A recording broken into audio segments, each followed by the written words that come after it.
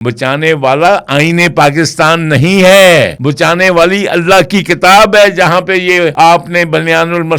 اس کا نام آپ تلاش کرتے ہیں، جس مسجد کو شہید کیا اس کی چھت پہ لکھا ہوا تھا یہی الفاظ۔ جب اس کی چھت کا حال کیا تو ان کا کیا حال ہوا؟ میں اپنے سپہ سالار جو ہے ہمارے جنرل صاحب، ان سے بھی درخواست کروں گا کہ اگر ان کو سمجھ آ گئی ہے کہ آج 70-78 سال کے بعد بھی ہمیں بچانے والا کون ہے؟ بچانے والا آئین پاکستان نہیں ہے، بچانے والی اللہ کی کتاب ہے، جہاں پہ یہ آپ نے بنیان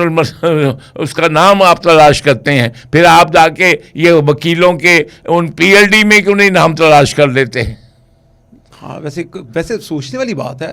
کہ اس آپریشن کا نام قرآن آیت سے نکالا گیا، قرآن آیت سے آئین سے بھی نکال سکتے تھے، نہیں نکالا نہیں گیا، موجودہ دیکھیے نا، آپ دیکھیے کہ اس آیت میں جو اللہ تعالیٰ نے فرمایا ہے